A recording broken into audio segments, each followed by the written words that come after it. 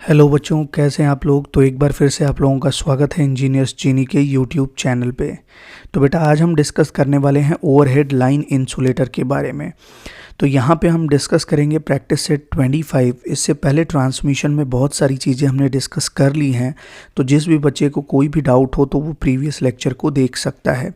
तो चलिए आज का टेबल ऑफ कंटेंट देखते हैं। आज के टेबल ऑफ कंटेंट में हम डिस्कस करने वाले हैं कि इंसुलेटिंग मटेरियल कौन कौन से हैं, मतलब जो भी ओवरहेड लाइन इंसुलेटर हम डिज़ाइन करते हैं तो किस तरह के मटेरियल का हम वहाँ पर इस्तेमाल करते हैं। दूसरा हम डिस्कस करने वाले हैं what are the different types of insulator, कि इंसुलेटर के डिफरेंट टाइप्स क्या हैं और किस वोल्टेज लेवल पे कौन सा इंसुलेटर यूज़ होता है, या ट्रांसमिशन, डिस्ट्रीब्यूशन या जनरेशन के समय आप किस तरह के इंसुलेटर का इस्तेमाल करते हैं। तीसरा हम डिस्कस करेंगे स्ट्रिंग एफिशिएंसी, और फिर उसके बाद डिस्कस करने वाले हैं कि कौन कौन से ऐसे मेथड्स हैं जिससे हम स्ट्रिंग एफिशिएंसी को इम्प्रूव कर सकें। तो चलिए शुरुआत करते हैं एक पहले क्वेश्चन से। क्वेश्चन कह रहा है कि which of the following statement is are correct. इनमें से कौन सा स्टेटमेंट करेक्ट है। पहला स्टेटमेंट है overhead line insulators are used to provide mechanical support to the conductor. Overhead line insulator का इस्तेमाल कंडक्टर को एक मैकेनिकल सपोर्ट प्रोवाइड करने के लिए होता है। दूसरा, it also prevent any leakage current from conductor to earth. ये कंडक्टर से अर्थ कोई लीकेज करंट फ्लो कर रही है उसको बहने से रोकता है, उसको फ्लो करने से रोकता है। तो चलिए देखते हैं एक बार इंसुलेटर में। तो यहाँ पे जैसा कि आप देख पा रहे हो यार कि ये आपका ट्रांसमिशन टावर है, और इसी ट्रांसमिशन टावर से अटैच्ड ये वाला जो पोर्शन है, इसी पोर्शन को हम बोलते हैं क्रॉस आर्म। इस क्रॉस आर्म से यहाँ पे आप देखेंगे तो ये एक आपके सस्पेंशन टाइप इंसुलेटर जुड़े हुए हैं। आप देखेंगे कई सारे सस्पेंशन इंसुलेटर को हम एक साथ जोड़ के क्या बना देते हैं कि स्ट्रिंग बना देते हैं, इसीलिए हम इसको स्ट्रिंग इंसुलेटर भी कहते हैं, जिसमें हम डिफरेंट इंसुलेटर डिस्क को कनेक्ट कर देते हैं सीरीज में। तो यहाँ पे आप देख सकते हो बेटा कि ये आपके इंसुलेटर डिस्क हैं। ये क्या है, this is called as insulator. तो बेसिकली अगर देखा जाए तो इनका रेजिस्टेंस काफ़ी हाई होता है। तो अगर रेजिस्टेंस हाई होगा बेटा तो यहाँ पे आप देख सकते हो कि इसी इंसुलेटर के मेटालिक पॉइंट से क्या कनेक्टेड होते हैं, कंडक्टर्स। तो ये क्या कर रहा है, ये पहला ये कंडक्टर को एक मैकेनिकल सपोर्ट प्रोवाइड करता है। तो इंसुलेटर का काम क्या है, फर्स्ट अगर देखें तो it provides mechanical support, it provides mechanical support to the conductor. तो अगर आपसे कोई पूछे कि इंसुलेटर का काम क्या है, तो पहला काम क्या होता है कि ये एक कंडक्टर को मैकेनिकल सपोर्ट प्रोवाइड करता है। और दूसरा, अगर आप बेटा ये देखो कि नॉर्मली ये आपका हाई वोल्टेज लाइन है, सपोज ये लाइन हमने ये बोल दिया कि ऑलमोस्ट मान लिया 33 kV की लाइन है, तो ये इस लाइन वोल्टेज अगर इसका देखें तो 33 kV है। इंसुलेटर डिस्क आप देखेंगे तो इसका रेजिस्टेंस मेगा ओम में होगा। तो यहाँ पर आप देखेंगे कि मिली एम्पियर या माइक्रो एम्पियर में एक लीकेज करंट फ्लो करेगी, और ये लीकेज करंट कहाँ से कहाँ फ्लो करती है, दूसरे कलर से मैं दिखा देता हूँ आपको लीकेज करंट। तो बेटा ये लीकेज करंट आपके फ्लो होती है इंसुलेटर डिस्क के थ्रू, क्रॉस आर्म के थ्रू। ये आपके टावर स्ट्रक्चर से कहाँ हो जाती है, ग्राउंड हो जाती है। तो इसी लीकेज करंट को प्रिवेंट करता है इंसुलेटर डिस्क। तो इंसुलेटर डिस्क के दो फंक्शन हो गए, कौन कौन से। पहला, एक तो मैकेनिकल सपोर्ट प्रोवाइड करता है कंडक्टर को, और दूसरा it prevents the leakage current, it prevents the leakage current flowing from insulator to earth। Clear है। तो नॉर्मली ये क्या कर रहा है, ये इंसुलेटर क्या करेगा, एक इंसुलेशन रेजिस्टेंस प्रोवाइड करेगा जो कि लीकेज करंट को प्रिवेंट करता है, ताकि लीकेज करंट उसके इंसुलेटर पिन से आपके टावर स्ट्रक्चर से होते हुए अर्थ ना होने पाए। तो यहाँ पे ये दो फंक्शन होते हैं बेसिकली किसी भी इंसुलेटर के। पहला फंक्शन क्या है, मैकेनिकल सपोर्ट प्रोवाइड करता है कंडक्टर को, और दूसरा क्या है कि ये एक इंसुलेशन प्रोवाइड करता है between the tower structure and the insulator, ताकि लीकेज करंट को फ्लो होने से रोक सके। क्लियर है? तो आ जाते हैं अपने क्वेश्चन पे। क्वेश्चन कह रहा है कि इनमें से कौन सा स्टेटमेंट सही है? Overhead line insulator are used to provide mechanical support to the conductors. पहला स्टेटमेंट बिल्कुल सही है। दूसरा कह रहा है कि it also prevents any leakage current from conductor to earth, ये भी करेक्ट है। तो ये दोनों स्टेटमेंट बेटा यहाँ पे करेक्ट है। तो आंसर क्या हो जाएगा? आंसर हो जाएगा बोथ 1 एंड 2। तो याद रखना है कि बेसिकली अगर किसी ने आपसे पूछा कि इंसुलेटर का इस्तेमाल हम क्यों करते हैं, तो आप बोलोगे कि जो भी लाइन कंडक्टर्स होती हैं उनको मैकेनिकल सपोर्ट के लिए, और दूसरा कि कंडक्टर से अर्थ कोई लीकेज करंट फ्लो ना होने पाए उसको प्रिवेंट करने के लिए। Is that clear? चलिए आते हैं दूसरे क्वेश्चन पे। सेकंड क्वेश्चन कह रहा है कि which of the following material is used for overhead line insulator. इनमें से कौन सा मटेरियल ओवरहेड लाइन इंसुलेटर के लिए इस्तेमाल किया जाता है? तो बेटा यहाँ पे पहले ये समझेंगे हम कि कौन कौन से मटेरियल यूज होते हैं ओवरहेड लाइन इंसुलेटर में। तो हम डिस्कस करने वाले हैं material used in overhead line insulator. तो ओवरहेड लाइन इंसुलेटर के अगर मटेरियल हम देखें तो कौन कौन से मटेरियल यूज़ होते हैं? तो नॉर्मली पहले यूज़ होते थे ग्लास, उसके बाद अगर देखा जाए तो हम यूज़ कर सकते हैं पोर्सलिन। ये मटेरियल हैं जो कि हम इस्तेमाल करते हैं। स्टेटाइट यूज़ कर सकते हैं, पॉलीमर यूज़ कर सकते हैं। तो ये आपके डिफरेंट मटेरियल्स हैं जो कि हम ओवरहेड लाइन इंसुलेटर में इस्तेमाल करते हैं। यहाँ पर अगर देखा जाए तो नॉर्मली जो ग्लास मटेरियल होता है इसका डाइलेक्ट्रिक स्ट्रेंथ पोर्सलिन के कंपैरिजन में ज़्यादा होता है, जबकि इसका एक ड्रॉबैक है कि ये नॉर्मली क्या करेगा बेटा कि जो इन्वायरमेंट में मॉइस्चर है उन मॉइस्चर को एब्जॉर्ब करके वाटर में उनको कंडेंस कर देता है। तो नॉर्मली जो ग्लास का सरफेस होता है वो हमेशा भीग जाता है, जिससे इसका डाइलेक्ट्रिक स्ट्रेंथ घट जाता है। इसलिए हम प्रेजेंट टाइम में मॉडर्न में अगर देखा जाए तो पोर्सलिन का ही इस्तेमाल करते हैं एज एन इंसुलेटिंग मटेरियल। तो मोस्ट कॉमन इंसुलेटिंग मटेरियल जो यूज होता है for the manufacturing of insulator of overhead transmission line वो पोर्सलिन होता है।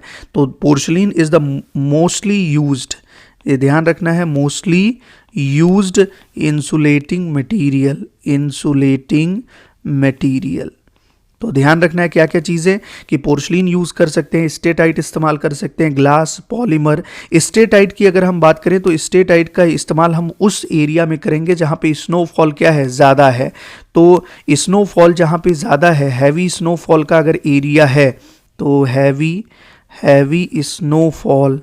स्नोफॉल एरिया, तो उन एरिया में हम स्टेटाइट का इस्तेमाल करते हैं बिकॉज इसका जो मैकेनिकल स्ट्रेंथ होता है वो ज़्यादा होता है। तो स्टेटाइट का यूज़ हम कहाँ पे करेंगे? उस एरिया में करेंगे जहाँ पे हैवी स्नोफॉल होता है। Porcelain mostly used insulating material है for the overhead line conductor. Glass का एक ड्रॉबैक मैंने बता दिया कि ये बाहर के मॉइस्चर को एब्जॉर्ब करके वाटर में कंडेंस कर देगा, जिससे भीग जाता है और उस नमी के कारण इसका डाइलेक्ट्रिक स्ट्रेंथ घट जाता है। क्लियर है? इसमें कुछ चीज़ें और समझनी है बेटा। आपको ये समझना है कि पोर्सलिन का कंपोजिशन क्या होता है। तो अगर हम पोर्सलिन के कंपोजिशन की बात करें तो नॉर्मली यहाँ पे एग्जाम में पूछा जा चुका है कि what is the composition of the porcelain. तो ये समझ लें पोर्सलिन का कंपोजिशन, तो बेटा अब अगर हम पोर्सलिन के कंपोजिशन की बात करें तो इसमें फेल्डस्पार होता है। इसकी जो परसेंटेज होती है ये 42 से 48% होती है। तो सबसे ज़्यादा जो पोर्सलिन होता है उसमें फेल्डस्पार होता है जिसकी परसेंटेज 42 से 48% होती है। उसके बाद इसमें प्लास्टिक क्ले मिक्स किया जाता है लगभग 27 से 32% तक। फिर आप देखेंगे काओलिन होता है। काओलिन की जो परसेंटेज होती है वो 12 से 18% तक काओलिन होता है। प्लस इसमें क्वार्ट्ज और टाल्क यूज़ करते हैं। क्या यूज़ करते हैं? क्वार्ट्ज की जो परसेंटेज होती है वो 5 से 10% होती है। एंड टाक यूज़ करते हैं, इसकी जो परसेंटेज होती है वो 0 से 3% होती है। तो यहाँ पे कंपोजिशन में अगर देखा जाए तो बेसिकली फेल्डस्पार होता है, प्लास्टिक क्ले होता है, काओलिन होता है, क्वार्ट्ज होता है एंड टाक होता है। तो ये चीज़ आपको ध्यान में रखनी है कि पोर्सलिन के कंपोजिशन में सबसे ज़्यादा क्या होता है? सबसे ज़्यादा फेल्डस्पार होता है, उसके बाद क्ले होता है, फिर काओलिन हम यूज़ करते हैं और क्वार्ट्ज एंड टाक का इस्तेमाल करते हैं। तो ये कंपोजिशन आपके पोर्सलिन का आपको ध्यान में रखना है बेटा, क्योंकि कई बार एग्जाम में पूछा जा चुका है। अगर आपसे ये पूछा जाए कि नॉर्मली स्टे टाइट इंसुलेटर किसके होते हैं, तो ये क्रिस्टलाइन फॉर्म होता है मैग्नीशियम सिलिकेट का। तो ध्यान रखना है, नॉर्मली स्टे टाइट क्या होते हैं, it is a crystalline form of magnesium silicate. तो ये चीज़ आपको ध्यान में रखना है बेटा। तो नॉर्मली क्या क्या चीज़ें इंपॉर्टेंट है, अगर ओवरहेड लाइन इंसुलेटर में कौन से मटेरियल यूज़ होते हैं, ग्लास, पोर्शलिन, स्टेटाइट, पॉलीमर। ग्लास जिसका डाइलेक्ट्रिक स्ट्रेंथ तो ज़्यादा होता है, बट एक ही ड्रॉबैक है कि ये बाहर के एटमॉस्फेरिक एयर जो भी हैं उनसे मॉइस्चर को एब्जॉर्ब करके वाटर में कंडेंस कर देता है, जिससे इसकी डाइलेक्ट्रिक स्ट्रेंथ कम हो जाती है। मोस्टली यूज्ड इंसुलेटिंग मटेरियल पोर्शलिन होते हैं। स्टेटाइट हैवी स्नोफॉल एरिया में यूज़ होता है और ये एक मैग्नीशियम सिलिकेट का क्रिस्टलाइन फॉर्म होता है। पोर्शलिन का कंपोजिशन क्या है, इसमें फेल्डस्पार होता है 42 से 48%, क्ले होता है 27 से 32, काओलिन 12 से 18%, क्वार्ट्ज 5 से 10%। तो ये चीज़ आपको याद रखनी है बेटा। तो आ जाते हैं अपने क्वेश्चन पे कि कौन से ऐसे मटेरियल हैं जो ओवरहेड लाइन इंसुलेटर में इस्तेमाल किए जाते हैं। पोर्शलिन यूज़ होता है, ग्लास यूज़ होता है, स्टेटाइट यूज़ होता है, ऑल ऑफ दीज। तो आंसर क्या हो जाएगा, आंसर हो जाएगा all of these. Porcelain mostly used insulating material है for overhead line conductor. Is that clear? चलिए आते हैं अगले क्वेश्चन पे। अगला क्वेश्चन कह रहा है कि which are the desirable properties of insulator, मतलब इंसुलेटर की डिजायरेबल प्रॉपर्टीज कौन कौन सी हैं। तो बेटा जब भी हम बात करेंगे कि इंसुलेटर की क्या क्या डिजायरेबल प्रॉपर्टीज होनी चाहिए, तो इसमें अगर मैं आपसे बोलूं कि किसी भी इंसुलेटर की डिजायरेबल प्रॉपर्टीज क्या होनी चाहिए, तो पहला कि उसका मैकेनिकल स्ट्रेंथ ज़्यादा होना चाहिए, क्योंकि अगर मैकेनिकल स्ट्रेंथ ज़्यादा होगा तो वो ज़्यादा लोड और उसके साथ साथ कोई हवा का जो लोड है या स्नोफॉल के कारण जो लोड आ रहा है उस लोड को वो झेल सकता है, विथस्टैंड कर सकता है। तो हवा के लोड को या उसके खुद के लोड को या स्नो वगैरह फॉल के कारण जो स्नो आइस वगैरह है उसकी लोडिंग को नॉर्मली विथस्टैंड करने के लिए जो भी इंसुलेटर आप यूज़ कर रहे हो उसकी मैकेनिकल स्ट्रेंथ इतनी होनी चाहिए कि उस लोड को वो झेल सके। दूसरा, इंसुलेटिंग मटेरियल का जो इलेक्ट्रिकल रेजिस्टेंस होना चाहिए वो हाई होना चाहिए, ताकि हम लीकेज करंट को जो अर्थ में फ्लो होकर रहा है उसको अवॉइड कर सकें। तो insulating material should have high resistivity. Insulating material का जो रिलेटिव परमिटिविटी होना चाहिए वो हाई होना चाहिए, ताकि इसकी डाइलेक्ट्रिक स्ट्रेंथ भी क्या हो बेटा, हाई हो। तो रिलेटिव परमिटिविटी हाई होनी चाहिए ताकि इसका डाइलेक्ट्रिक स्ट्रेंथ हाई हो। इंसुलेटिंग मटेरियल नॉन पोरस होने चाहिए and it must be free from cracks and impurities, ताकि इसकी जो रिलेटिव परमिटिविटी है वो भी हाई रहे। और उसके साथ साथ अगर हम देखें तो इसका जो ratio of puncture strength to the flash over है should be high for the insulator. तो अगर हम इंसुलेटर की डिजायरेबल प्रॉपर्टीज के बारे में बात करें कि what are the desirable properties of insulator, कि इंसुलेटर की कौन कौन सी डिजायरेबल प्रॉपर्टीज हैं। तो बेटा पहली प्रॉपर्टीज की अगर बात करें तो हाई मैकेनिकल स्ट्रेंथ होना चाहिए। हाई मैकेनिकल स्ट्रेंथ क्यों होना चाहिए, ताकि ये खुद के लोड और उसके साथ साथ जो विंड लोड है या आइस लोडिंग है उसको विथस्टैंड कर सके। दूसरा अगर हम बात करें तो इसकी हाई रजिस्टिविटी होनी चाहिए। हाई रजिस्टिविटी, बिकॉज अगर रजिस्टिविटी हाई होती है तो रेजिस्टेंस हाई होगा, रेजिस्टेंस हाई होगा तो ये लीकेज करंट जो भी इंसुलेटर से अर्थ फ्लो हो रही है उसको प्रिवेंट करेगा या उसको रोक देगा। तीसरा अगर हम बात करें तो यहाँ पर जो इंसुलेटिंग मटेरियल होने चाहिए इसका डाइलेक्ट्रिक स्ट्रेंथ हाई होना चाहिए। तो यहाँ पर high dielectric strength. Next अगला अगर हम बात करें तो ये कैसे होने चाहिए, नॉन पोरस होने चाहिए and free from cracks and impurities, ताकि इसकी रिलेटिव परमिटिविटी हाई हो। तो हाई रिलेटिव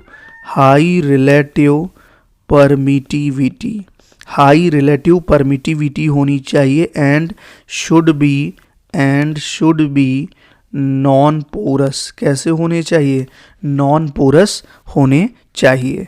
नेक्स्ट अगला अगर हम बात करें तो इनका जो भी पंक्चर स्ट्रेंथ और फ्लैश ओवर का रेशियो है बेटा वो हमेशा हाई होना चाहिए। तो जो सेफ्टी फैक्टर है वो हमेशा क्या होना चाहिए, हाई होना चाहिए। तो safety factor must be high. Clear है बेटा? तो ये चीज़ आपको ध्यान रखना है कि क्या क्या डिज़ायरेबल प्रॉपर्टीज इंसुलेटर की हैं। High mechanical strength, high resistivity, high dielectric strength, high relative permittivity and safety factor must be high. तो चलते हैं अपने क्वेश्चन पे कि डिज़ायरेबल प्रॉपर्टीज इंसुलेटर की क्या हैं। इनका हाई मैकेनिकल स्ट्रेंथ करेक्ट है, हाई रेजिस्टिविटी भी करेक्ट है, हाई डाइलेक्ट्रिक स्ट्रेंथ भी करेक्ट है। तो आंसर क्या हो जाएगा? आंसर हो जाएगा ऑल ऑफ दीज। चलिए आते हैं अगले क्वेश्चन पे। अगला क्वेश्चन कह रहा है कि मैच लिस्ट 1 एंड लिस्ट 2, ये पहला लिस्ट दिया हुआ है और ये आपका दूसरा लिस्ट है, इन दोनों को मैच करना है और जो भी ऑप्शंस है उसमें करेक्ट कोड आपको बताना है कि कौन सा है। तो यहाँ पे आप एक चीज समझ रहे हो कि ये डिफरेंट टाइप्स ऑफ इंसुलेटर दिए हुए हैं। पिन टाइप है, सस्पेंशन टाइप है, स्ट्रेन टाइप है और सैकल टाइप है। तो ये डिफरेंट टाइप्स के इंसुलेटर हैं बेटा। तो नॉर्मली अगर हम टाइप्स ऑफ इंसुलेटर की बात करें तो what are the different types of insulator we have. तो अगर हम टाइप्स ऑफ इंसुलेटर की बात करें तो बेसिकली 4 तरह के इंसुलेटर टाइप हैं। पहला जिसको हम बोलते हैं पिन टाइप इंसुलेटर। दूसरा अगर हम बात करें तो इसको हम बोलते हैं सस्पेंशन। कौन से इंसुलेटर बोला जाता है? Suspension type insulator. तीसरा बेटा अगर हम बात करें तो इसको हम कहते हैं strain type insulator, strain type. चौथे इंसुलेटर की कैटेगरी अगर हम देखें तो इसको हम बोलते हैं सैकल टाइप। पांचवा अगर देखें तो पोस्ट इंसुलेटर होता है। कौन से इंसुलेटर होते हैं? Post insulator. छठवां अगर हम देखें तो इसको हम बोलते हैं बेसिकली स्टे इंसुलेटर। कौन से इंसुलेटर बोला जाता है? स्टे इंसुलेटर बोला जाता है। तो ये डिफरेंट टाइप्स के इंसुलेटर हैं। Pin type, suspension type, strain type, shackle type, post insulator, stay insulator. और ये सारी चीज़ें आपको जुबान पे होनी चाहिए बिकॉज एग्जामिनेशन में डायरेक्टली क्वेश्चंस यहाँ से बनते हैं बेटा। तो चलिए अब हम यहाँ पे देखते हैं नॉर्मली जो पिन टाइप इंसुलेटर होता है। तो पहले इन सारी चीज़ों को 1 बाय 1 समझ लेते हैं, उसके बाद अपने क्वेश्चन पे आते हैं। तो यहाँ पर जैसा कि आप देख पा रहे हो ये डिफरेंट टाइप्स ऑफ इंसुलेटर हैं। जैसे कि आप बहुत सारे ओवरहेड लाइंस में आप देख रहे होगे कि इस तरह के इंसुलेटर लगे होते हैं। तो ये सारे के सारे ग्लास इंसुलेटर कहे जाते हैं। ये कौन से इंसुलेटर होते हैं? ग्लास इंसुलेटर होते हैं। दूसरा अगर हाई वोल्टेज के लिए देखा जाए तो नॉर्मली हाई वोल्टेज के लिए हम किसका इस्तेमाल करते हैं? हम हाई वोल्टेज के लिए डिस्क इंसुलेटर का इस्तेमाल करते हैं। तो disc type insulator use for high voltage, ये किसके लिए यूज होगा? This is used for high voltage. यहाँ पे आप देख सकते हो पोस्ट इंसुलेटर। तो पोस्ट इंसुलेटर का इस्तेमाल हम बेसिकली सब स्टेशंस में करते हैं। किस में करते हैं बेटा?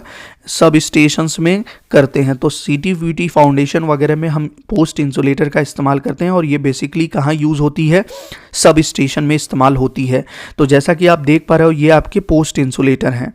Next pin type insulator. Pin type insulator की अगर हम बात करें तो ये नॉर्मली 33 kV तक यूज होता है। तो it is used up to 33 kV। कहाँ तक यूज होता है बेटा?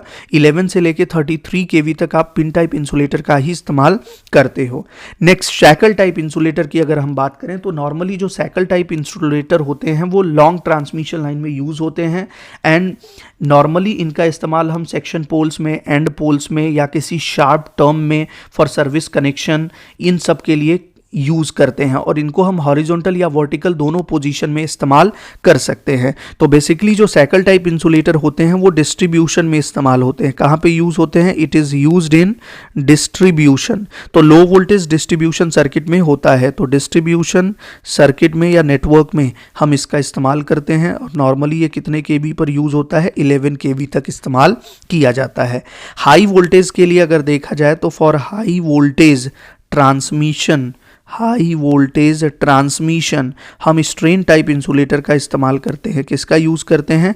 स्ट्रेन टाइप इंसुलेटर का इस्तेमाल करते हैं। बेसिकली स्ट्रेन टाइप इंसुलेटर का इस्तेमाल जैसे कोई भी हाई वोल्टेज ट्रांसमिशन लाइन है तो उसमें डेड एंड आ जाए तो उसके अंतिम छोर पे हम स्ट्रेन टाइप इंसुलेटर का इस्तेमाल करते हैं, या रेलवे क्रॉसिंग हो जाए, रिवर क्रॉसिंग हो जाए या कोई भी डायरेक्शन चेंज हो जाए, देन इन सारी जगह पे स्ट्रेन टाइप इंसुलेटर का यूज होगा। तो स्ट्रेन टाइप इंसुलेटर कहाँ यूज होंगे? हाई वोल्टेज ट्रांसमिशन लाइन में at dead end of the line, या रेलवे क्रॉसिंग में, रिवर क्रॉसिंग में, डायरेक्शन चेंज में हम स्ट्रेन टाइप इंसुलेटर का यूज करते हैं। Shackle type insulator distribution circuit में इस्तेमाल होगा 11 kV तक। पिन टाइप इंसुलेटर का यूज़ हम 33 kV तक करते हैं, 11 से लेके 33 kV तक। पोस्ट इंसुलेटर का इस्तेमाल सब स्टेशन में होता है, नॉर्मली सीटी और पीटी फाउंडेशंस में। डिस्क इंसुलेटर का इस्तेमाल हम हाई वोल्टेज के लिए करते हैं और बहुत सारे डिस्क को कनेक्ट करके हम एक स्ट्रिंग बनाते हैं, या इसी को हम सस्पेंशन टाइप इंसुलेटर भी बोलते हैं, जहाँ पे हम एक स्ट्रिंग बना देते हैं और ये नॉर्मली 33 kV के ऊपर यूज़ होता है। It is used beyond 33 kV, तो 33 kV के ऊपर हम इसका इस्तेमाल करते हैं। नॉर्मली इसमें हर डिस्क अगर देखा जाए तो 11 kV के लिए डिज़ाइन होगा, तो अगर किसी भी डिस्क का ऑपरेटिंग वोल्टेज सपोज 132 kV है तो उसको 11 से आप डिवाइड कर दो तो नंबर ऑफ इंसुलेटर जो रिक्वायर्ड होंगे वो 12 निकल के आ जाते हैं। तो बेसिकली ये डिस्क टाइप इंसुलेटर होते हैं। क्लियर है बेटा। नेक्स्ट स्टे इंसुलेटर की अगर हम बात करें तो बेसिकली जो स्टे इंसुलेटर यूज़ होता है वो स्टे वायर में यूज़ होता है। जैसे डेड एंड पे अगर आप देखो तो सपोज किसी पोल पे ट्रांसफॉर्मर लगा हुआ है, distribution transformer, secondary distribution circuit का, तो वहाँ पे उस पोल्स के स्ट्रक्चर को सपोर्ट करने के लिए हम स्टे वायर का इस्तेमाल करते हैं और उसी में हम स्टे इंसुलेटर लगाते हैं।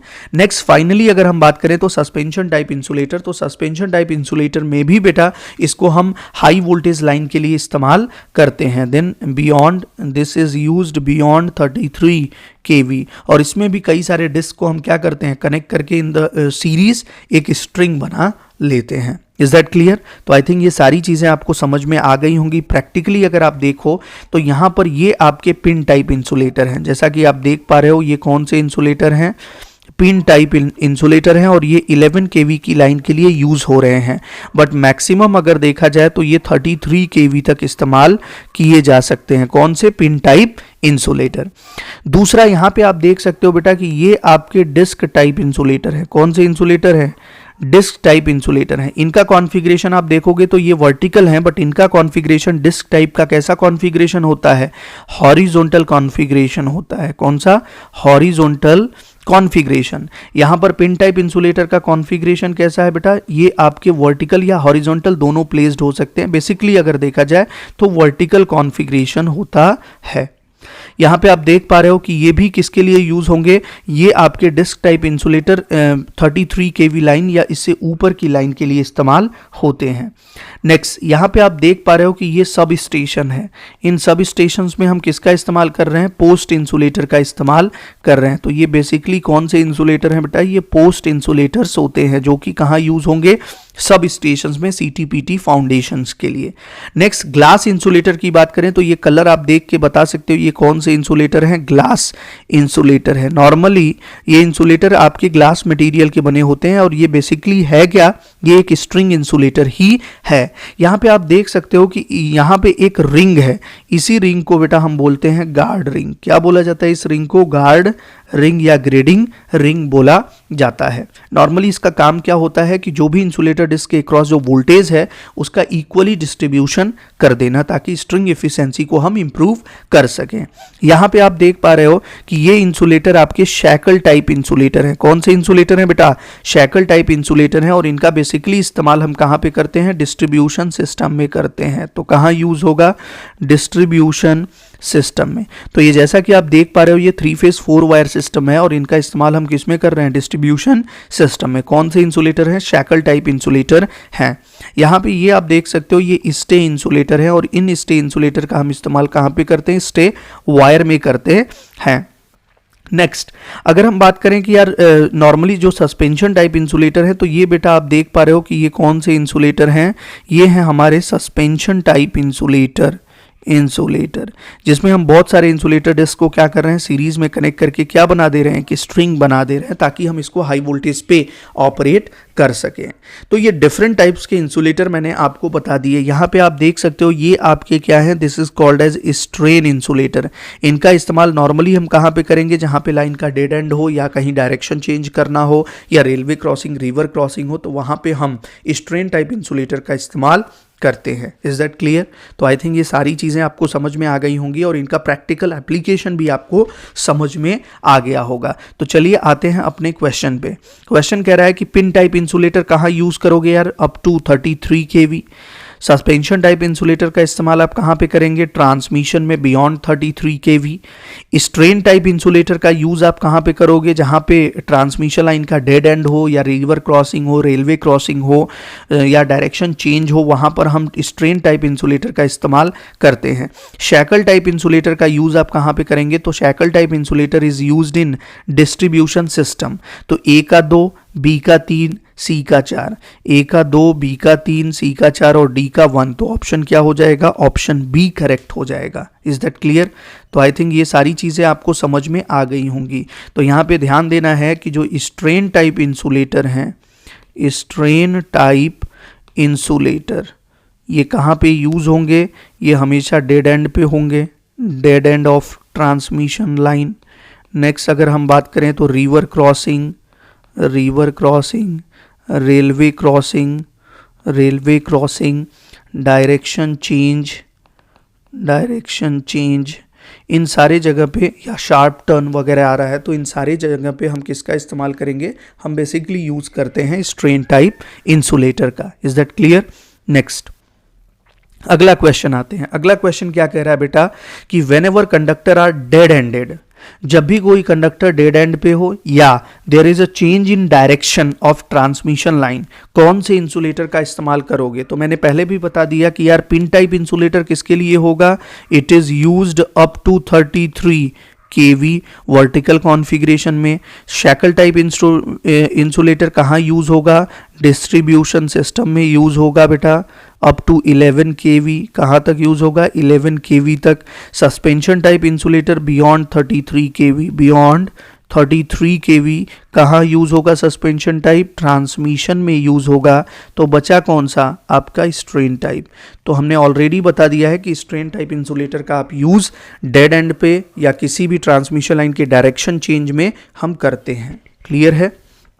नेक्स्ट अगला कह रहा है कि which of the following are causes of insulation failure, इनमें से कौन से इंसुलेशन फेल्योर के कॉजेज हैं? तो बेटा एक चीज़ आप समझिएगा कि नॉर्मली जो ओवरहेड लाइन इंसुलेटर होते हैं वो इस तरह से डिज़ाइन किए जाते हैं ताकि वो मैकेनिकल और इलेक्ट्रिकल दोनों तरह के स्ट्रेस को सहन कर सकें। मैकेनिकल स्ट्रेस कहाँ से होता है? ड्यू टू कंडक्टर लोड या विंड लोड आ जाता है। जबकि इलेक्ट्रिकल स्ट्रेस की बात करें तो ये मेनली जो है लाइन वोल्टेज के कारण आता है, जो कि इंसुलेटर में ब्रेकडाउन क्रिएट कर सकता है। और यही इलेक्ट्रिकल ब्रेकडाउन जो ऑकर होते हैं ये या तो फ्लैश ओवर के कारण हो सकते हैं या इंसुलेटर पंक्चर के कारण हो सकते हैं। तो अगर कॉजेज ऑफ इंसुलेशन फेल्योर की बात करें तो इंसुलेशन फेल्योर किसके कारण हो सकता है? ड्यू टू मैकेनिकल स्ट्रेस या इलेक्ट्रिकल स्ट्रेस। तो पहला मैकेनिकल स्ट्रेस और दूसरा अगर हम बात करें तो किसके कारण? Due to electrical stress. तो इन दो तरह से आपका ब्रेकडाउन ऑकर हो सकता है किसी इंसुलेटर में। मैकेनिकल स्ट्रेस का रीजन क्या हो सकता है? ड्यू टू कंडक्टर लोड या विंड लोड। इसके एग्जाम्पल क्या हो सकते हैं? इसके एग्जाम्पल कंडक्टर लोड हो सकते हैं या विंड लोड हो सकता है। दूसरा अगर हम बात करें इलेक्ट्रिकल स्ट्रेस के क्या कारण है, तो इलेक्ट्रिकल स्ट्रेस में लाइन वोल्टेज ही कारण होता है। तो या तो फ्लैश ओवर हो सकता है या आपके इंसुलेटर पंक्चर हो सकते हैं, इंसुलेटर पंक्चर। तो ये आपके दो रीजन हैं। तो बेसिकली अगर हम बात करें तो हम इलेक्ट्रिकल स्ट्रेस और मैकेनिकल स्ट्रेस से देखा जाए तो हमारा इंसुलेशन फेल्योर हो सकता है, और इसमें कंडक्टर लोड या विंड लोड, या दूसरा अगर हम इलेक्ट्रिकल स्ट्रेस की बात करें तो फ्लैश ओवर या इंसुलेटर पंक्चर। अब बात करते हैं यार फ्लैश ओवर क्या होता है। तो नॉर्मली लाइन कंडक्टर और इंसुलेटर पिन के अक्रॉस एक आर्क डेवलप होता है जो कि एयर गैप्स के थ्रू जंप कर देता है उनके अक्रॉस। तो यही बेसिकली क्या होता है कि इस डिस्चार्ज के कारण एक हीट डेवलप होती है, और यही कॉन्टिन्यूस हीट क्या करेगी? नॉर्मली आपके इंसुलेटर को डिस्ट्रॉय कर देती है। तो ये क्या कहलाता है? ये फ्लैश ओवर कहलाता है। दूसरा अगर हम इंसुलेटर पंक्चर की बात करें तो अगर कोई आर्क डिस्चार्ज ऑकर हो रहा from the conductor to insulator pin through the body of insulator, मतलब इंसुलेटर की बॉडी के थ्रू कंडक्टर से इंसुलेटर पिन में अगर कोई आर्क डिस्चार्ज ऑकर हो रहा है तो उसके कारण क्या होगा कि बहुत ज़्यादा एक्सेसिव हीट डेवलप होगी जो कि इंसुलेटर को परमानेंटली डिस्ट्रॉय कर देती है, और इसी को हम बोलते हैं इंसुलेटर पंक्चर। और नॉर्मली अगर देखा जाए कि अगर किसी भी इंसुलेटर में लाइन वोल्टेज के कारण कोई इंसुलेटर पंक्चर हो रहा है, देन उसको अवॉइड करना है तो वहां पे सफिशिएंट थिकनेस ऑफ पोर्शलिन आपको प्रोवाइड करना होता है। और अगर हम बात करें कि इसी पंक्चर स्ट्रेंथ और फ्लैश ओवर वोल्टेज के रेशियो को हम क्या कहते हैं, सेफ्टी फैक्टर कहते हैं, जिसकी वैल्यू क्या होनी चाहिए, हमेशा ग्रेटर देन 1 होनी चाहिए या हाई होनी चाहिए। क्लियर है, ताकि इंसुलेटर पंक्चर होने के पहले ही वहां पे फ्लैश ओवर ऑकर हो जाए। क्लियर है, ये चीज आपको समझ में आ गई। तो यहां पे दो चीजें आपको समझनी है कि इंसुलेशन फेल्योर का रीजन क्या है, due to mechanical stress and electrical stress. Mechanical stress में क्या हो सकता है, कंडक्टर लोड हो सकता है या विंड लोड। इलेक्ट्रिकल स्ट्रेस में या तो फ्लैश ओवर वोल्टेज के कारण या इंसुलेशन पंक्चर के कारण हो सकता है। तो यहां पे आंसर क्या हो जाता है, फ्लैश ओवर पंक्चर करेक्ट है, इंसुलेशन पंक्चर करेक्ट है, फ्लैश ओवर करेक्ट है। तो आंसर क्या हो जाएगा, बोथ ए एंड बी। अब बात आती है कि यहां पर दोनों चीजें आपको समझनी है कि जो सेफ्टी फैक्टर होता है वो कितना होता है। तो सेफ्टी फैक्टर अगर हम देखें तो safety factor is the ratio of puncture strength to flash over voltage. तो नॉर्मली जो सेफ्टी फैक्टर होता है वो पंक्चर स्ट्रेंथ और फ्लैश ओवर वोल्टेज का रेशियो होता है, और ये सेफ्टी फैक्टर की जो वैल्यू है वो हमेशा क्या होनी चाहिए, that must be greater than 1। That means ये हमेशा क्या होनी चाहिए बेटा, हाई होनी चाहिए। क्लियर है। तो किसी भी इंसुलेटर का एक फैक्टर ऑफ सेफ्टी होता है, और ये सेफ्टी फैक्टर क्या होता है, puncture strength to the flash over voltage, ताकि इंसुलेटर को पंक्चर होने के पहले ही फ्लैश ओवर ऑकर हो जाए। इसलिए इसकी वैल्यू हमेशा हाई हो, ताकि इंसुलेटर आपका परमानेंटली डैमेज ना होने पाए। तो दो चीजें हैं, फ्लैश ओवर क्या है, फ्लैश ओवर लाइन कंडक्टर और इंसुलेटर पिन के बीच एक आर्क है जो कि क्या प्रोड्यूस कर रहा है, एयर गैप के थ्रू जंप कर जाता है और डिस्चार्ज प्रोड्यूस कर देता है, और इसके हीट के कारण हो सकता है कि आपका इंसुलेटर क्या हो सके, डैमेज हो जाए। दूसरा, इंसुलेटर पंक्चर क्या होता है कि अगर आपके एक्सेसिव लाइन वोल्टेजेस हो जाते हैं तो ये क्या करते हैं, एक आर्क डिस्चार्ज ऑकर करते हैं between the conductor to the insulator pin through the body of insulator, जिसके कारण insulator due to excessive heat permanently destroy हो सकता है। और इसको अगर आपको देखना है तो नॉर्मली इसको अवॉइड करने के लिए हम क्या करते हैं, एक प्रॉपर थिकनेस जो है या सफिशिएंट थिकनेस पोर्शलिन का इंसुलेटर में प्रोवाइड करते हैं। Is that clear. तो आंसर क्या हो जाएगा, insulator puncture and flashover दोनों are the causes of insulation failure. Next, अगला अगर हम बात करें तो बेसिकली क्वेश्चन कह रहा है कि the string efficiency of the insulator is less than 100% due to. किसी भी इंसुलेटर की जो स्ट्रिंग एफिशिएंसी है वो 100% से क्या होती है, कम होती है, वो किसके कारण होती है। तो पहले इसको समझते हैं यार। अगर हम बात करें, पहले हम देखेंगे कि किस तरह से वोल्टेज का डिस्ट्रीब्यूशन होता है। हम ये समझेंगे कि voltage distribution across each insulator disc. तो नॉर्मली अगर देखा जाए तो यहां पे सपोज हमने ये बोला कि ये आपके ट्रांसमिशन टावर हैं और ये क्रॉस आर्म है।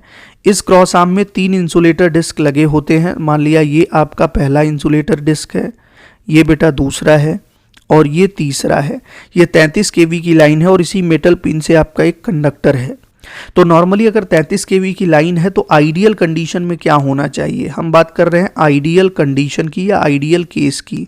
तो आइडियल कंडीशन में क्या होना चाहिए, अगर ये 33 kV से एक्साइटेड है तो हर इंसुलेटर पिन के अक्रॉस अगर देखा जाए तो हर इंसुलेटर के अक्रॉस जो वोल्टेज होना चाहिए वो इक्वली डिस्ट्रीब्यूट होना चाहिए। कितना, 11 kV 11 kV और ये कितना होना चाहिए, 11 kV। तो नॉर्मली इंसुलेटर को हम कैपेसिटेंस से रिप्रेजेंट कर सकते हैं। तो हम इसको इस तरह से डिनोट करेंगे, ये आपका टावर स्ट्रक्चर हो गया, यहाँ पे ये कहलाता है क्रॉस आर्म। क्या कहलाता है बेटा, क्रॉस आर्म। तो यहाँ पे पहला कैपेसिटेंस, दूसरा और ये तीसरा कैपेसिटेंस, यही आपका कंडक्टर है। तो हर कैपेसिटेंस या इंसुलेटर के क्रॉस अगर हम देखें तो वोल्टेजेस क्या होने चाहिए, सेम होने चाहिए। तो यहाँ पर अगर देखें तो ये कितना है, 11 kV है V1, V2 भी 11 kV है और V3 भी 11 kV है। तो यहाँ पे बेटा V1 बराबर, आइडियली अगर देखा जाए तो आइडियल कंडीशन में V1 बराबर V2 बराबर कितना होना चाहिए, V3 होना चाहिए, और ये किसके बराबर, V के बराबर होना चाहिए। और टोटल वोल्टेज अगर हम देखें अक्रॉस स्ट्रिंग, तो टोटल वोल्टेज अक्रॉस स्ट्रिंग की अगर हम बात करें तो कितना हो जाएगा, V1 plus V2 plus V3, तो ये किसके बराबर, 3V के बराबर। तो यहाँ पर अगर हम स्ट्रिंग एफिशिएंसी कैलकुलेट करेंगे बेटा, तो ये स्ट्रिंग एफिशिएंसी कितनी आती है, अगर हम बात करें तो स्ट्रिंग एफिशिएंसी बराबर होता है टोटल वोल्टेज, स्ट्रिंग एफिशिएंसी होती है total voltage divided by number of disc into voltage across the bottommost या voltage across the disk nearest to the conductor, across the disk nearest to conductor।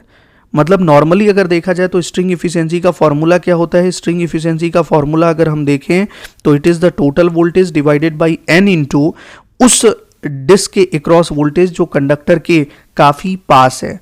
तो अगर हम बात करें कि कंडक्टर के पास वाले डिस्क के अक्रॉस वोल्टेज कितना है, 11 kV है, टोटल वोल्टेज कितना है, 33 kV, नंबर ऑफ डिस्क कितने हैं, 3। तो स्ट्रिंग एफिशिएंसी अगर हम कैलकुलेट करेंगे बेटा तो यहाँ पर कितना आ जाएगा, टोटल 33 डिवाइडेड बाई 3 इंटू 11, तो ये आ गया 100%। तो ये तो आइडियल कंडीशन है कि जब हम आइडियल कंडीशन की बात करेंगे या डीसी के केस की बात करते हैं, बिकॉज डीसी के केस में अगर देखा जाए तो पिन टू टावर सरफेस कोई भी कैपेसिटेंस का फॉर्मेशन नहीं होगा। तो ये या तो डीसी कंडीशन की बात हो रही है या आइडियल कंडीशन, या ये आपके एचवीडीसी का केस है। क्लियर है? तो ये ध्यान रखना है कि ये डीसी के कंडीशन की बात हो रही है या हाई वोल्टेज डीसी ट्रांसमिशन की बात हो रही है। तो आइडियल कंडीशन या हाई वोल्टेज डीसी ट्रांसमिशन के केस में जो स्ट्रिंग एफिशिएंसी है वो 100% है। लेकिन प्रैक्टिकली क्या होता है अगर हम बात करें, तो यहीं पे मैं बता दे रहा हूं बेटा, स्पेस नहीं होने के कारण मुझे यहां बताना पड़ रहा है। प्रैक्टिकली अगर हम देखें, तो प्रैक्टिकल कंडीशन में या आपके एचवीएसी लाइन में आप देखो तो यहां पर ये आपका ट्रांसमिशन टावर का स्ट्रक्चर है, ये आपकी क्रॉस आर्म है और यहां पे ये इंसुलेटर डिस्क है, ये फर्स्ट, ये आपके सेकेंड और ये आपके थर्ड, यहां पे कंडक्टर है। तो अगर हम देखें तो ये वोल्टेज इक्वल नहीं होता है, किसके कारण, इस इंसुलेटर पिन और इस टावर के बीच में एक ग्राउंड कैपेसिटेंस का फॉर्मेशन होता है। किसका फॉर्मेशन होता है, एक ग्राउंड कैपेसिटेंस का। किसके बीच, आपके इंसुलेटर पिन और टावर स्ट्रक्चर के बीच में ग्राउंड कैपेसिटेंस का फॉर्मेशन होता है और इस ग्राउंड कैपेसिटेंस को हमने सीजी से रिप्रेजेंट किया है। तो हम ये कह सकते हैं कि due to the ground capacitance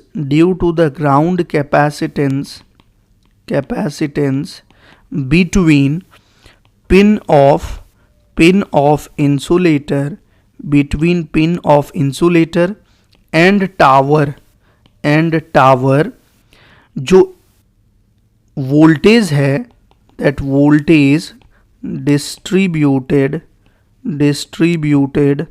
unequally। Clear है? पहले क्या हो रहा था, पहले कोई भी ग्राउंड कैपेसिटेंस नहीं था बेटा। अगर कोई ग्राउंड कैपेसिटेंस नहीं है तो यहाँ पर आप देख सकते हो कि यही I3 है, किसके बराबर, I2 के बराबर, ये किसके बराबर, I1 के बराबर, और सबके कैपेसिटेंस क्या है, सेम है। तो यहाँ पर वोल्टेज क्या हो जाएगा, V1 बराबर V2 बराबर V3, ये किसके बराबर हो जाएगा, V के। तो उस समय स्ट्रिंग एफिशिएंसी 100% होगी। बट अब यहाँ पे इस ग्राउंड कैपेसिटेंस के कारण आप देखोगे तो कैपेसिटेंस भले ही हर इंसुलेटर डिस्क का क्या हो, सेम हो, बट अब आपके I3, I2, I1 बराबर नहीं है। बिकॉज यहाँ पे आप देखोगे तो एक करंट जाएगा I2 डैश और यहाँ पे एक करंट का फ्लो हो जाएगा I1 डैश। तो यहाँ पे आप देख सकते हो कि I3 greater than I2 greater than I1 है। तो यहाँ पर करंट अगर इक्वल नहीं है और आप कैपेसिटेंस भले ही सेम हो, तो जिसके कारण V1 greater than V2 greater than V3 हो जाएगा। सॉरी, यहाँ पर अगर आप देखें तो क्या हो जाएगा, V3 ग्रेटर देन, कितना आ जाएगा, V3 greater than V2 greater than V1। That means इसके क्रॉस अगर हम वोल्टेज देखें, V3 है, ये वोल्टेज V2 है और यहाँ वोल्टेज बेटा V1 है, तो V3 greater than V2 greater than V1। मतलब कि जो कंडक्टर जो आपके इंसुलेटर नियरर टू कंडक्टर हैं वहां पर वोल्टेज क्या है V3, तो वो वोल्टेज हाई हो जाता है, और जो क्रॉस आर्म के पास है वहां पर वोल्टेज कम हो जाता है। तो ये ध्यान रखना है कि due to ground capacitance between pin of insulator and tower, voltage जो है अनइक्वली डिस्ट्रीब्यूट हो जाता है, and conductor nearer to and insulator nearer to conductor and insulator disc nearer to conductor experience high voltage। Clear है? तो यहाँ पे ये ध्यान रखना है क्या एक्सपीरियंस करेगा, हाई वोल्टेज एक्सपीरियंस करेगा। तो ये सारी चीज़ें मैं आपको इसलिए बता रहा हूँ ताकि आपको कॉन्सेप्ट क्लियर हो जाए और रटना ना पड़े बेटा। तो हमने बोला कि आइडियल कंडीशन में कोई ग्राउंड कैपेसिटेंस का फॉर्मेशन नहीं हो रहा है, बट प्रैक्टिकली अगर देखा जाए तो एक ग्राउंड कैपेसिटेंस का फॉर्मेशन हो रहा है किसके किसके बीच, जो भी आपके इंसुलेटर पिन है और टावर स्ट्रक्चर के बीच में। और ये ग्राउंड कैपेसिटेंस क्या होगा, जिसको करंट को अनइक्वली डिस्ट्रीब्यूट करेगा, जिसके कारण वोल्टेज का डिस्ट्रीब्यूशन भी अनइक्वल हो जाता है। आइडियल कंडीशन में ऐसा न होने के कारण इक्वली वोल्टेज डिस्ट्रीब्यूशन हो रहा था, बट प्रैक्टिकली अगर देखा जाए तो अनइक्वल वोल्टेज डिस्ट्रीब्यूशन हो गया। तो अब जो स्ट्रिंग एफिशिएंसी होगी बेटा, वो स्ट्रिंग एफिशिएंसी कितनी आ जाएगी, तो अब हम अगर स्ट्रिंग एफिशिएंसी की बात करें तो स्ट्रिंग एफिशिएंसी कितना हो जाएगा, that is equals to total voltage divided by n into maximum voltage कितना होगा उस इंसुलेटर डिस्क पे जो कि कंडक्टर के पास होगी। तो कंडक्टर के पास जो वोल्टेज होगा उसी पे मैक्सिमम वोल्टेज होगा, तो यहां पे ये हो जाएगा इंटू V3। तो ये ध्यान रखना है कि ग्राउंड कैपेसिटेंस के कारण जो आपके इंसुलेटर डिस्क कहां पे हैं, nearer to cross arm experience low voltage, और जो डिस्क बेटा आपके नियरर टू कंडक्टर हैं दैट एक्सपीरियंस हाई वोल्टेज। तो ये ध्यान में रखना है। कई बार पूछा जाता है कि किसी भी ट्रांसमिशन लाइन में अगर आपके कंडक्टर के पास का जो इंसुलेटर डिस्क है वो लो वोल्टेज एक्सपीरियंस करेगा या हाई वोल्टेज एक्सपीरियंस करेगा, तो आंसर दोगे कंडक्टर के पास वाला डिस्क जो बॉटम है डिस्क है वो हमेशा हाई वोल्टेज एक्सपीरियंस करेगा, और जो क्रॉस आर्म के पास है या टॉप मोस्ट है वो लो वोल्टेज एक्सपीरियंस करता है। उसका रीज़न क्या है, due to the air capacitance between pin of suspension insulator and tower structure. Clear है? ये चीज़ आपको ध्यान में रहेगी। तो बेटा अब यहाँ पे स्ट्रिंग इफिशियंसी अगर देखें तो हमारी जो स्ट्रिंग इफिशियंसी है प्रैक्टिकली वो 100% से क्या हो जाती है, कम हो जाती है, जबकि यहाँ पर स्ट्रिंग इफिशियंसी क्या थी, 100% थी। तो आइडियल कंडीशन या डीसी के केस में स्ट्रिंग इफिशियंसी 100% होती है, बिकॉज वहाँ पर कोई भी ग्राउंड कैपेसिटेंस का फॉर्मेशन नहीं होता है between the metal pin and tower structure. Clear है? लेकिन अगर हम बात करें तो नॉर्मली प्रैक्टिकल कंडीशन में या HVAC लाइन में केवल और केवल एयर कैपेसिटेंस के फॉर्मेशन के कारण या ग्राउंड कैपेसिटेंस के फॉर्मेशन के कारण ही स्ट्रिंग इफिशियंसी 100% से कम हो जाती है। तो आंसर क्या हो जाएगा, आंसर बी हो जाएगा कि टावर स्ट्रक्चर और जो भी इंसुलेटर पिन है उनके बीच में एयर कैपेसिटेंस के फॉर्मेशन के कारण यहां पर स्ट्रिंग इफिशियंसी कम हो जाती है, 100% से कम हो जाती है। डीसी के केस में ये हमेशा 100% रहेगी।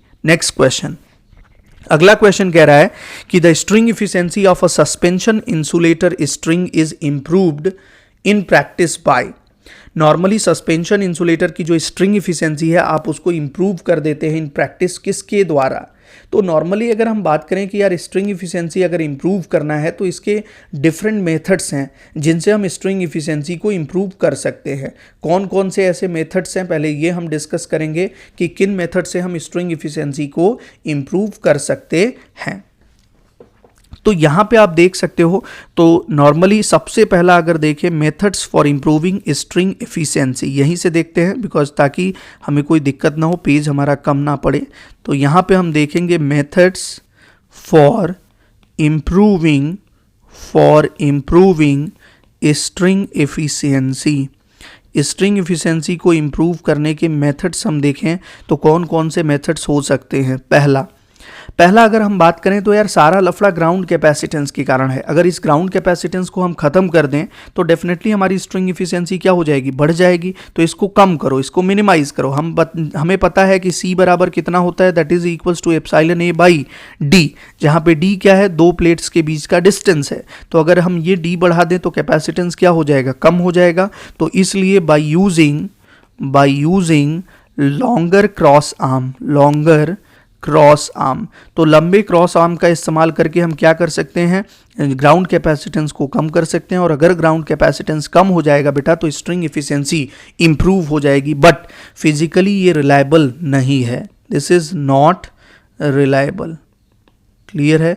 तो ये फिजिकली रिलायबल नहीं है कि आप एक लंबा क्रॉस आर्म, पता चले कि यार आपको क्रॉस आर्म ही 200 मीटर 400 मीटर का बनाना पड़ गया, तो इतना लंबा क्रॉस आर्म, तो ये आपके मैकेनिकली फिजिबली रिलायबल नहीं है। तो this is not possible for improving the string efficiency. तो पहला मेथड तो फेल हो गया कि यार इसको हम फिजिकली अडॉप्ट नहीं कर सकते हैं कि लंबे लंबे क्रॉस आर्म डिज़ाइन करके आप स्ट्रिंग इफिशियंसी को इंप्रूव करो, बिकॉज ये आपके फिजिकली रिलायबल नहीं होंगे। दूसरा अगर हम बात करें तो हम यहां पर यूज कर सकते हैं कैपेसिटेंस ग्रेडिंग का। किसका इस्तेमाल कर सकते हैं बेटा, कैपेसिटेंस ग्रेडिंग का। तो कैपेसिटेंस ग्रेडिंग में आप देख सकते हो कि यार आप क्या करते हो कि अलग अलग वैल्यू के कैपेसिटेंस आप ले लो, और अलग अलग वैल्यू के कैपेसिटेंस के जब आप इंसुलेटर डिस्क लोगे और इस तरह से लो ताकि उनके अक्रॉस जो वोल्टेज ड्रॉप है वो वोल्टेज ड्रॉप इक्वल हो जाए, ताकि हम स्ट्रिंग इफिशियंसी को इंप्रूव कर दें। तो कैपेसिटेंस ग्रेडिंग में हम क्या करते हैं, बेसिकली कैपेसिटेंस ग्रेडिंग में अगर बेटा देखा जाए तो हम क्या करते हैं, ये आपका टावर स्ट्रक्चर है, यहाँ पे ये क्रॉस आर्म है, ये आपके डिफरेंट कैपेसिटेंस के वैल्यू का हम इंसुलेटर डिस्क ले लेते हैं। यहाँ पे हमें ऑलरेडी पता है कि इनके बीच जो ग्राउंड कैपेसिटेंस का फॉर्मेशन हो रहा है उसके कारण करंट जो है अनइक्वली डिस्ट्रीब्यूट हो रहा है और वोल्टेज का डिस्ट्रीब्यूशन भी अनइक्वल हो जा रहा है। तो यहाँ पे ये I3 है, ये कितना है I2 है, और यहाँ ये कितना है बेटा I1 है। ये आपके मेटल पिन है। तो यहाँ पर इसके कारण हो क्या रहा है कि ये वोल्टेज कितना है V1, ये वोल्टेज है V2, और इसके क्रॉस वोल्टेज ड्रॉप हम देखें तो ये V3 है। तो बेसिकली आपको पता है कि I3 greater than I2 greater than I1 है। तो अगर हम बात करें कि हम एक ऐसा कैपेसिटेंस ले लें इंसुलेटर डिस्क का जिसका रिएक्टेंस क्या हो, यहाँ पर अगर करंट ज़्यादा है तो इसका रिएक्टेंस क्या हो जाए, कम हो जाए। तो X3 less than X2 less than X1, तो सबसे ज़्यादा जो कैपेसिटिव रिएक्टेंस है उस इंसुलेटर डिस्क का होना चाहिए जिसमें करंट सबसे कम हो। तो यहाँ पर अगर हम बात करें तो इनका I3 इंटू X3 क्या हो जाएगा, इसके बराबर हो जाएगा I2 इंटू X2 के। ये किसके बराबर हो जाएगा बेटा, I1 इंटू X1 के, जो कि V3 को V2 को V1 को क्या कर देगा, बराबर कर देगा। और यहाँ पर जो स्ट्रिंग एफिशिएंसी आएगी वो स्ट्रिंग एफिशिएंसी अब 100% आ गई, दैट मीन्स इंप्रूव हो गई। तो हम क्या कर सकते हैं कि बेसिकली जिसमें करंट सबसे कम होगा उसमें हाई वैल्यू के कैपेसिटिव रिएक्टेंस का इंसुलेटर डिस्क लगा देंगे, और जिसमें करंट सबसे ज़्यादा होगा वहां पर लो वैल्यू के कैपेसिटेंस का इंसुलेटर डिस्क कैपेसिटिव रिएक्टेंस का इंसुलेटर डिस्क लगा देंगे। तो अगर X3 less than X2 less than X1 है, इसका मतलब कि C3 greater than C2 greater than C1 है। मतलब कि जो बॉटम मोस्ट का इंसुलेटर है वहां पर आप हाई कैपेसिटेंस का इंसुलेटर डिस्क लगाइए, और जो टॉप मोस्ट इंसुलेटर है वहां पर लो कैपेसिटेंस के इंसुलेटर डिस्क लगा के आप वोल्टेज का डिस्ट्रीब्यूशन इक्वल कर सकते हैं और स्ट्रिंग एफिशिएंसी को इंप्रूव कर सकते हैं। और इन मेथड्स को हम बोलते हैं कैपेसिटेंस ग्रेडिंग। बट ये भी मेथड्स अगर देखें तो इस मेथड्स में भी बहुत सारे ड्रॉबैक्स होते हैं, तो इसलिए इसको भी हम प्रैक्टिकली अडॉप्ट नहीं करते हैं। तो हम आते हैं तीसरे मेथड्स में, और थर्ड मेथड जो कि प्रैक्टिस में हो, जो कि मोस्टली प्रेफर किया जाता है, इसको हम बोलते हैं गार्ड रिंग। क्या बोलते हैं बेटा, गार्ड रिंग, या इसी को हम बोलते हैं ग्रेडिंग रिंग। Grading ring.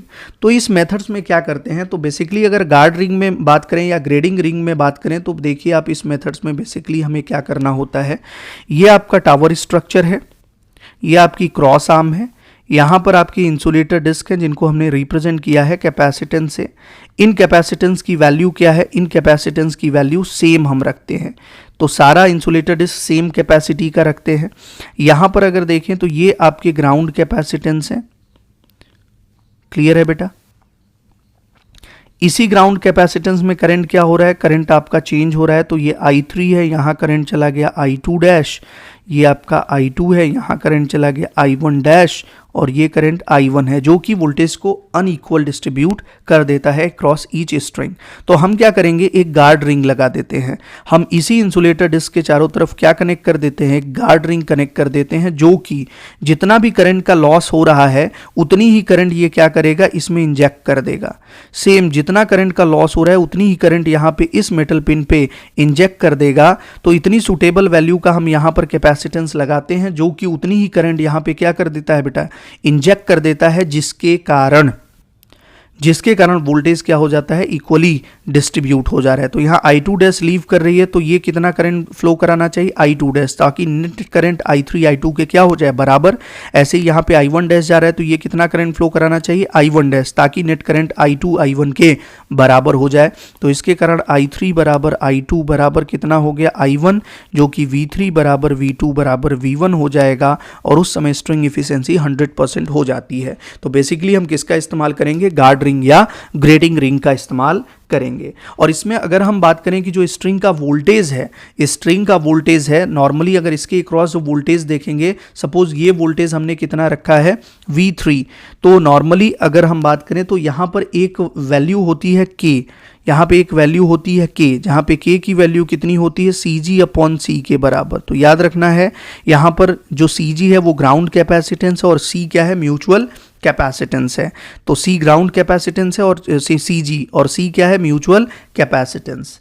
तो अगर हम बात करें कि नॉर्मली जो स्ट्रिंग वोल्टेज है, वो स्ट्रिंग वोल्टेज कितना आता है बेटा, स्ट्रिंग वोल्टेज की अगर हम बात करें तो ये किसके बराबर है, V1 + V2 + V3 के। और यहाँ पर जो इस कंडीशन में नॉर्मली अगर हम बात करें तो जो इस कंडीशन में, ये कंडीशन आप देख रहे हो प्रैक्टिकल कंडीशन, तो प्रैक्टिकल कंडीशन में जो K की वैल्यू होती है वो CG/C होती है। तो ये ध्यान रखना है, प्रैक्टिकल कंडीशन में जो K की वैल्यू होती है वो कितनी होती है, CG/C होती है। और अगर हम स्ट्रिंग वोल्टेज की बात करें तो ये total voltage V1 + V2 + V3 होता है, जहाँ पर अगर हम बात करें V2 किसके बराबर होता है, V2 होता है 1 + KV1, और यहाँ पर V3 की बात करें तो 1 + 3K + K², और ये किसके बराबर होता है, इंटू V1। तो ये चीज़ आपको ध्यान में रखनी है। तो जो मोस्ट प्रैक्टिकल मेथड्स होते हैं जो प्रैक्टिस में हैं वो गार्ड रिंग है, और इस गार्ड रिंग की मदद से हम क्या कर सकते हैं, हम बेसिकली इक्वल वोल्टेज डिस्ट्रीब्यूशन कर सकते हैं और स्ट्रिंग एफिशिएंसी को इम्प्रूव कर सकते हैं। तो आंसर क्या हो जाएगा, लॉन्गर क्रॉस आर्म की मदद से हम स्ट्रिंग एफिशिएंसी को इम्प्रूव कर सकते हैं। हाँ, बट ये थियोरेटिकल मेथड्स है, प्रैक्टिकली या फिजिकली रिलायबल नहीं है। गार्ड रिंग की मदद से स्ट्रिंग एफिशिएंसी इंप्रूव हो जाती है, कैपेसिटेंस ग्रेडिंग के कारण भी स्ट्रिंग एफिशिएंसी इंप्रूव हो जाती है, बट यहाँ पे नन ऑफ दीज नहीं होगा बेटा। यहां पर अगर नन ऑफ दीज मेंशन है तो आंसर क्या होगा, आंसर हो जाएगा गार्ड रिंग। तो यूज्ड इन प्रैक्टिस, तो प्रैक्टिस में कौन सा मेथड है, हमेशा गार्ड रिंग। तो बेसिकली मैंने आपको गार्ड रिंग भी दिखाया है, यहां पे आप देख सकते हैं कि ये आपका गार्ड रिंग है, और इसी गार्ड रिंग ने क्या किया, एक कैपेसिटेंस का फॉर्मेशन कर दिया, और जैसे ही कैपेसिटेंस का फॉर्मेशन इस मेटल पिन के साथ होगा तो ये उतनी ही करंट इंजेक्ट करेगा जितनी करंट का लॉस हो रहा है ग्राउंड के थ्रू।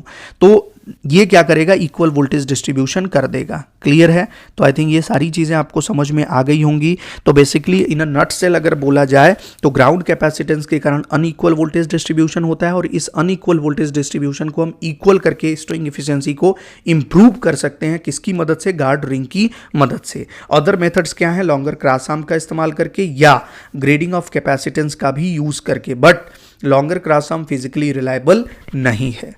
क्लियर है बेटा? नेक्स्ट अगला क्वेश्चन कह रहा है कि for AC transmission line the string efficiency is, एक एसी ट्रांसमिशन लाइन के लिए जो स्ट्रिंग एफिशिएंसी है वो 80% है। मतलब यहां पे मेंशन है स्ट्रिंग की एफिशिएंसी कितनी है, दैट इज इक्वल्स टू 80%। दूसरा कह रहा है कि if the DC voltage is supplied for the same setup, AC पर अगर देखा जाए स्ट्रिंग एफिशिएंसी कितनी है 80%, और डीसी वोल्टेज हमने अप्लाई कर दिया सेम सेटअप के लिए, तो स्ट्रिंग एफिशिएंसी कितनी होगी। तो एक चीज आप ध्यान रखना कि फॉर डीसी के केस में अगर देखें तो ग्राउंड कैपेसिटेंस क्या हो जाएगा, ग्राउंड कैपेसिटेंस कंप्लीटली नेग्लेक्टेड। तो ग्राउंड कैपेसिटेंस इज नेग्लेक्टेड। तो ग्राउंड कैपेसिटेंस तो खत्म हो गया, और अगर ग्राउंड कैपेसिटेंस बेटा खत्म हो जाएगा तो उस समय वोल्टेज क्या हो जाएगा, इक्वली डिस्ट्रीब्यूट हो जाएगा। तो ये क्या आएगा, इक्वल वोल्टेज डिस्ट्रीब्यूशन। तो डीसी के केस में ग्राउंड कैपेसिटेंस न होने के कारण एक इक्वल वोल्टेज डिस्ट्रीब्यूशन आ जाता है, और इस इक्वल वोल्टेज डिस्ट्रीब्यूशन के कारण जो स्ट्रिंग की इफिशिएंसी होगी वो कितनी हो जाएगी बेटा, 100% हो जाएगी। तो आंसर क्या होगा, स्ट्रिंग इफिशिएंसी 100% हो जाएगी फॉर डीसी वोल्टेज ट्रांसमिशन। तो ऑप्शन ए करेक्ट हो जाएगा। क्लियर है। एसी में ऐसा नहीं है, एसी में ग्राउंड कैपेसिटेंस का फॉर्मेशन होता है जिसके कारण अनइक्वल वोल्टेज डिस्ट्रीब्यूशन होता है। बॉटम मोस्ट कंडक्टर ज़्यादा, बॉटम मोस्ट इंसुलेटर डिस्क ज़्यादा वोल्टेज एक्सपीरियंस करता है और सबसे टॉप वाला कम वोल्टेज एक्सपीरियंस करता है, और इस अनइक्वल वोल्टेज डिस्ट्रीब्यूशन के कारण स्ट्रिंग इफिशिएंसी आपकी घट जाती है। अगला क्वेश्चन कह रहा है कि एक सस्पेंशन इंसुलेटर स्ट्रिंग है जिसमें 3 यूनिट हैं with ground capacitance of 0.2 C and self capacitance of C। इसकी स्ट्रिंग इफिशिएंसी क्या होगी। तो यहाँ पे आप देख सकते हैं कि ये आपके टावर स्ट्रक्चर है, क्रॉस आर्म है, यहाँ 3 यूनिट्स हैं आपके स्ट्रिंग इंसुलेटर की, पहला, दूसरा और तीसरा। ये आपका कंडक्टर है।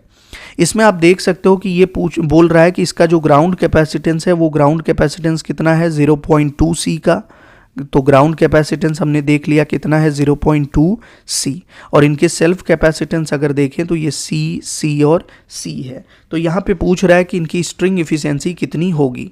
तो यहाँ पे आप देख सकते हो कि इनका जो वोल्टेज है वो मान लिया V3, ये वोल्टेज है V2, और यहाँ पे वोल्टेज है बेटा V1।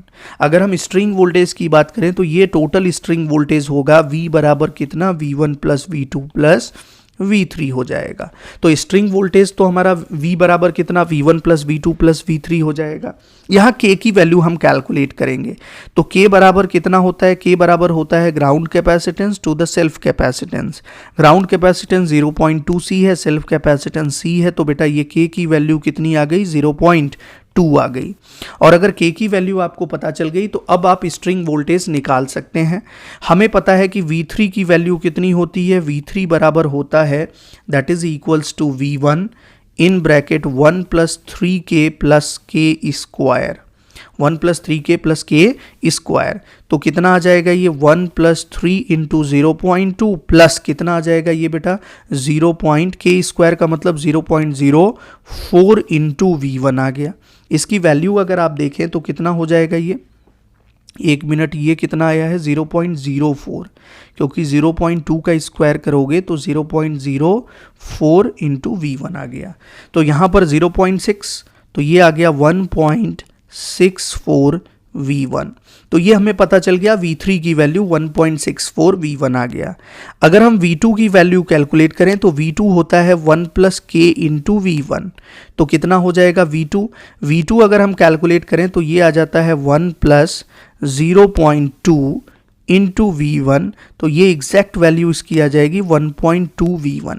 तो यहाँ पे V1 भी पता है, V2 भी पता है और V3 भी पता है। तो टोटल स्ट्रिंग वोल्टेज कितना आ जाएगा, that is equals to V1 plus 1.2 V1 plus 1.64 V1। तो ये किसके बराबर आ जाएगा बेटा, ये आ जाएगा 2.84, 2.84123। तो 3.84 V1 ये टोटल स्ट्रिंग का वोल्टेज हो गया।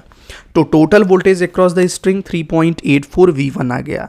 तो स्ट्रिंग इफिशिएंसी अगर हम कैलकुलेट करें तो क्या होता है, total voltage across the string कितना है, 3.84 V1 divided by number of disc, कितने इंसुलेटर डिस्क हैं, 3 हैं, इनटू आपको ये देखना है कि जो बॉटम मोस्ट इंसुलेटर डिस्क है उसके क्रॉस वोल्टेज कितना है, मतलब कंडक्टर के पास जो इंसुलेटर डिस्क है उसके क्रॉस वोल्टेज कितना है। तो कंडक्टर के पास जो डिस्क है उसके क्रॉस वोल्टेज V3 और V3 की वैल्यू हमने अभी कैलकुलेट की है कि V3 बराबर कितना है 1.64 V1। तो यहाँ पे आ जाएगा 1.64 V1।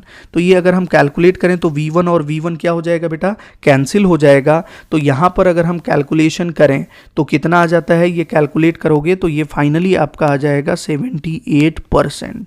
तो टोटल अगर हम देखें स्ट्रिंग इफिशिएंसी कितनी आ जाएगी, आंसर 78%। 100%। तो ये भी क्वेश्चन एग्जामिनेशन के लिए इंपॉर्टेंट हो जाता है कि किस तरह से आप स्ट्रिंग एफिशिएंसी को कैलकुलेट करते हैं अगर ग्राउंड कैपेसिटेंस को कंसीडर किया जाए। ग्राउंड कैपेसिटेंस का फॉर्मेशन नहीं होगा तो स्ट्रिंग एफिशिएंसी 100% होगी, बट अगर ग्राउंड कैपेसिटेंस का फॉर्मेशन हो रहा है तो उनकी के की वैल्यू के हिसाब से स्ट्रिंग एफिशिएंसी बदलती जाएगी। मतलब डिपेंड करेगा उनका ratio of ground capacitance to the self capacitance. Clear है बेटा? ये चीज़ ध्यान रखना है। तो याद रखना है आपको V3 बराबर 1 + 3K + K² V1 होता है, V2 बराबर 1 + K × V1 होता है और टोटल स्ट्रिंग वोल्टेज V बराबर V1 + V2 + V3 हो जाएगा। Is that clear? नेक्स्ट आते हैं अगले क्वेश्चन पे। अगला क्वेश्चन क्या कह रहा है कि the number of insulator disc required for 66 kV power line, 66 kV power line के लिए कितने इंसुलेटर डिस्क की रिक्वायरमेंट होती है। तो नॉर्मली जब भी आपको इंसुलेटर डिस्क की रिक्वायरमेंट होती है तो आप वहां पर सिंपली 11 से क्या कर दो, डिवाइड कर दो, और 11 kV से अगर आप डिवाइड कर देते हैं तो आप आसानी से आपको पता चल जाएगा कि कितने इंसुलेटर डिस्क की रिक्वायरमेंट है। हालांकि डिस्क टाइप इंसुलेटर को अगर हम बात करें कि जो डिफरेंट वोल्टेजेस में यूज होते हैं तो वहां पर हम डायरेक्टली यहां पे लिख देते हैं वोल्टेजेस इन kV और यहां पर नंबर ऑफ डिस्क कि कितने डिस्क की हमें रिक्वायरमेंट होती है। तो अगर वोल्टेज लेवल, बेटा एक चीज़ ध्यान देना कि वोल्टेज लेवल सपोज हमने बोला कि 66 kV है, तो 66 kV के वोल्टेज लेवल के लिए 4 से 5 इंसुलेटर डिस्क की रिक्वायरमेंट होती है। 132 kV का वोल्टेज लेवल है तो यहाँ पर 9 से 10 इंसुलेटर डिस्क की रिक्वायरमेंट होती है। 220 kV के वोल्टेज लेवल पे नॉर्मली 15 से 16 इंसुलेटर डिस्क की रिक्वायरमेंट है और 400 kV की अगर लाइन है बेटा तो यहाँ पर लगभग 22 से लेके 23 इंसुलेटर डिस्क की रिक्वायरमेंट होगी। तो इस क्वेश्चन को सॉल्व करना है अगर, तो नंबर ऑफ इंसुलेटर डिस्क की अगर हम बात करें तो नंबर ऑफ इंसुलेटर डिस्क कितना हो जाएगा, that is equals to 66 kV line to line है तो फेज वोल्टेज कितना हो जाएगा, that is equals to 66 kV divided by √3 और ये डिवाइडेड कर दो किससे, 11 kV से डिवाइड कर दो। तो ये ऑलमोस्ट कितना आ जाता है, ये ऑलमोस्ट आएगा 3.46 का। तो ये लगभग किसके बराबर हो जाता है, 4 के बराबर हो जाता है। तो नॉर्मली 4 के बराबर है और एक इंसुलेटर डिस्क हम क्या करेंगे, as a factor of safety use करेंगे। तो टोटल क्या है, ये 1 हमने किसके लिए लिया, फॉर सेफ्टी फैक्टर। किसके लिए, फॉर सेफ्टी फैक्टर। तो ये बेटा कितना आ जाता है, ये लगभग 5 डिस्क आ जाएगा। तो ये 5 डिस्क का इस्तेमाल करके हम क्या कर सकते हैं, 66 kV की ट्रांसमिशन लाइन को ऑपरेट करा सकते हैं। तो नंबर ऑफ इंसुलेटर डिस्क कितना होगा, 4 से 5, जहां पे एक हमने किस लिए लिया, सेफ्टी फैक्टर के लिए जोड़ दिया। Is that clear? तो आपको ये सारी चीज़ें याद रखनी है बेटा, ये सारी चीज़ें आपको ध्यान में रखनी है। तो आंसर क्या हो जाएगा, ऑप्शन बी करेक्ट हो जाएगा। तो ये देखना है कि कौन कौन से मटेरियल यूज़ होते हैं इंसुलेटर में। इंसुलेटर में हम पोर्सलिन का इस्तेमाल करते हैं या ग्लास का, स्टेटाइट का। दूसरा पोर्सलिन का कंपोजिशन क्या है, फेल्डस्पार है, काओलिन है, क्वार्ट्ज है। उसी में हमने क्या किया, टाक वगैरह या प्लास्टिक क्ले का इस्तेमाल किया है। इंसुलेटर का इस्तेमाल क्यों करते हैं, इंसुलेटर के डिज़ायरेबल प्रॉपर्टीज़ क्या हैं, सेफ्टी फैक्टर क्या होता है, पंक्चर वोल्टेज क्या है, बैक फ्लैश ओवर वोल्टेज क्या होता है, ये सारी चीज़ें आपको याद रखनी है। और उसके साथ साथ कि किस तरह से हम स्ट्रिंग एफिशिएंसी को इम्प्रूव करते हैं, स्ट्रिंग एफिशिएंसी का फॉर्मूला क्या है और इससे रिलेटेड क्वेश्चन क्या है। तो ये सारी चीज़ें हमने डिस्कस कर ली हैं। आई थिंक ये सारी चीज़ें आपको समझ में आ गई होंगी। तो आज के लिए बहुत बहुत धन्यवाद। Thank you so much to all.